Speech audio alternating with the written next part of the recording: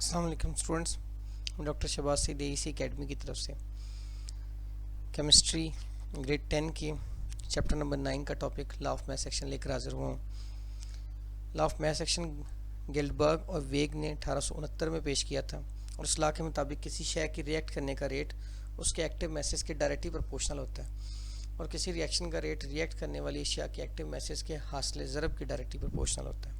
यानी इसका मतलब ये है कि कोई भी चीज़ जो रिएक्ट करती है, जो अमल करती है किसी चीज़ के साथ, वो उसके एक्टिव मैसेज के हिसाब से अमल करती है। अगर एक्टिव मैस ज़्यादा होगा तो रिएक्शन भी ज़्यादा तेज़ होगा और अगर एक्टिव मैस कम होगा तो रिएक्शन स्लो होगा। इसी तरह अगर आप पूरे रिएक्शन की बात करें तो चूँकि एक रिएक्शन में एक से ज़्यादा रिएक्टेंट होते हैं तो वो रिएक्टेंट जो हैं उनके हासिल ज़रब, उनका जो एक्टिव मैसेज है उनका हासिल ज़रब लिया जाएगा और उस हासिल ज़रब के डायरेक्टली प्रोपोर्शनल उस रिएक्शन का रेट होगा। यानी रिएक्शन का रेट उनके एक्टिव मैसेज के हासिल ज़रब के डायरेक्टली प्रोपोर्शनल है। तो अगर रिएक्टेंट के एक्टिव मैसेज का हासिल ज़रब ज़्यादा है तो उससे रेट ऑफ रिएक्शन ज़्यादा होगा और अगर एक्टिव मैसेज कम का हासिल ज़रब जो है वो कम आ रहा है, दोनों या दो से ज़्यादा जो रिएक्टेंट्स हैं उनके एक्टिव मैसेज को ज़रब कर लें और उसका जो उसके डायरेक्टली प्रोपोर्शनल होगा रेट ऑफ रिएक्शन जो है। अब एक्टिव मैस को हम किस तरह से रिप्रेजेंट करते हैं? एक्टिव मैस बुनियादी तौर पे मोलर कंसंट्रेशन है और ये मोल पर डेसीमीटर क्यूब में होता है, यानी यूनिट वॉल्यूम के अंदर जो मोल्स हैं उनकी तादाद को कहते हैं और स्क्वायर ब्रैकेट यानी बड़ी ब्रैकेट जिसको हम कहते हैं उसे ज़ाहिर किया जाता है। इसको वाज़ेह करने के लिए उन्होंने एक जो है वो रिएक्शन की बात की है A+B और ये रिवर्सिबल रिएक्शन का साइन दिया हुआ है, अलामत दी हुई है और उसके बाद ये C और D में तब्दील हो जाएगा। अब जो रिवर्सिबल रिएक्शन होता है वो दो हिस्सों पे होता है, एक को कहते हैं फॉरवर्ड रिएक्शन, एक को कहते हैं रिवर्स रिएक्शन। फॉरवर्ड रिएक्शन में रिएक्टेंट्स मिलकर प्रोडक्ट बनाते हैं और रिवर्स रिएक्शन में प्रोडक्ट जो है वो वापस आपस में मिलकर रिएक्टेंट बना देते हैं। तो यहाँ पे A और B मिल रहा है और C और D बन रहा है। इनकी मोलर कंसंट्रेशन को बिल तरतीब के साथ A स्क्वायर ब्रैकेट, B बड़ी ब्रैकेट, C बड़ी ब्रैकेट और D बड़ी ब्रैकेट हम कह सकते हैं। अब लॉ ऑफ मैथ सेक्शन के मुताबिक जो रेट ऑफ रिएक्शन है वो डायरेक्टली प्रोपोर्शनल है उनके एक्टिव मैसेज के। तो फॉरवर्ड क्या हासिल ज़रब के, तो फॉरवर्ड रिएक्शन का अगर हम बात करें तो वो A और B मिलेंगे और वो C और D बनाएंगे। तो A और B फॉरवर्ड रिएक्शन में काम कर रहे हैं तो A और B की जो मोलर कंसंट्रेशन है वो डायरेक्टली प्रोपोर्शनल है फॉरवर्ड रिएक्शन के रेट के।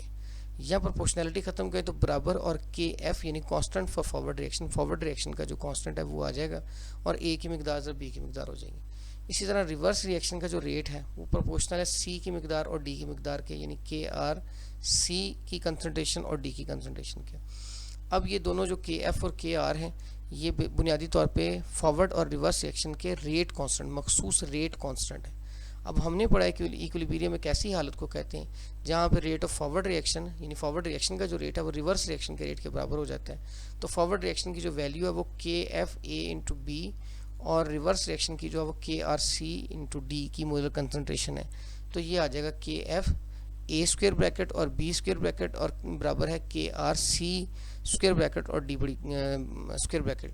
और अगर आप जो है वो KR को उस तरफ KF के नीचे जाके तकसीम कर लें तो A और B इधर आके C और D के नीचे तकसीम हो जाएंगे। लिहाजा ये हमारे पास रिलेशन बनेगी KF over KR is equal to बराबर है C की मोलर कंसंट्रेशन इंटू D की मोलर कंसंट्रेशन बटा A की मोलर कंसंट्रेशन और B। अगर हम देखें तो C और D प्रोडक्ट्स थे और A और B रिएक्टेंट्स थे, तो सादा लफ्ज़ों में हमने प्रोडक्ट्स को ऊपर रखा है और रिएक्टेंट्स पे तकसीम कर दिया।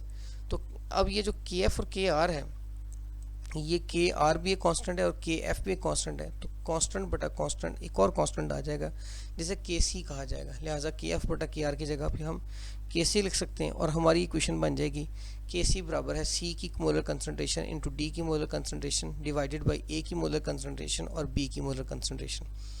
अब ये तो रिएक्शन था हमारे पास जिसमें नंबर ऑफ मोल्स जो हैं वो एक एक लिए गए थे, लेकिन अगर हमारे पास कोई ऐसा रिएक्शन है जिसमें नंबर ऑफ मोल्स ये मोल्स की तादाद एक से ज़्यादा हो तो उसके लिए फिर हमें उन नंबर ऑफ मोल्स को भी इस इक्वेशन में ऐड करना पड़ेगा। तो एक जनरल इक्वेशन उन्होंने दी है जिस तरह कैपिटल A रिएक्टेंट जो है उसके नंबर ऑफ मोल्स स्मॉल ए हैं और कैपिटल B जो रिएक्टेंट है उसके number of moles small B हैं।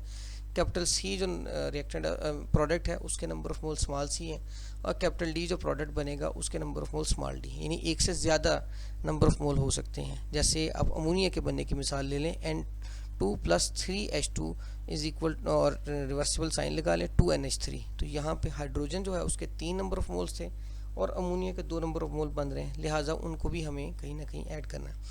तो इसके लिए जो कानून है वो ये है, या इसके लिए जो डेफिनेशन उन्होंने दी है, तो उस कानून के मुताबिक किसी केमिकल रिएक्शन का रेट मतवाजन कीमियाई मसावात में रिएक्टेंट की मोलर कंसंट्रेशन के हासिल ज़रब के डायरेक्टली प्रोपोर्शनल है। ये पहले भी हमने पढ़ा, वही वाला है, लेकिन इसमें जो इजाफा होगा वो ये, जबकि रिएक्टेंट्स के मोल्स की तादाद को उन मोलर कंसंट्रेशन का कुव्वतनुमा बना दिया जाएगा। यानी जो रिएक्टेंट के नंबर ऑफ मोल्स हैं या प्रोडक्ट के नंबर ऑफ मोल है वो उनकी पावर बन जाएगी। जैसे कैपिटल ए की पावर बनेगी स्मॉल ए, और कैपिटल बी की पावर बनेगी स्मॉल बी, और कैपिटल सी की पावर बनेगी स्मॉल सी, और कैपिटल डी की पावर बनेगी स्मॉल डी। यानी जो नंबर ऑफ मोल है किसी रिएक्टेंट के, किसी अमल करने वाली चीज़ के, वही उसकी पावर बन जाएगी केसी वाली क्वेश्चन के अंदर। यानी जो उनकी मोलर कंसंट्रेशन थी, ब्रैकेट वाली वैल्यू थी, उसकी पावर उसी को बना दिया जाएगा। अब यहाँ पे आर एफ जो है ये प्रोपोर्शनल है A capital A raise to power small a और capital B raise to power small b, और आर जो है वो प्रोपोर्शनल है capital C raise to power small c और capital D raise to power small d. और जैसे proportionality ख़त्म करते हैं तो इनके रेट कांस्टेंट आ जाते हैं, के एफ और के आर जो है वो इधर, तो इसी लिहाज से आर एफ बराबर होगा के एफ, ए की ताकत स्मॉल ए और बी की ताकत स्मॉल बी, और आर जो है रिवर्स रिएक्शन जो है वो के सी के आर और सी की पावर स्मॉल सी और कैपिटल डी की पावर स्मॉल डी। अब चूंकि इक्विलिब्रियम में रेट ऑफ फॉरवर्ड रिएक्शन जो है ये बराबर होता है रेट ऑफ रिवर्स रिएक्शन के, तो कैपिटल आर एफ बराबर है आर आर के।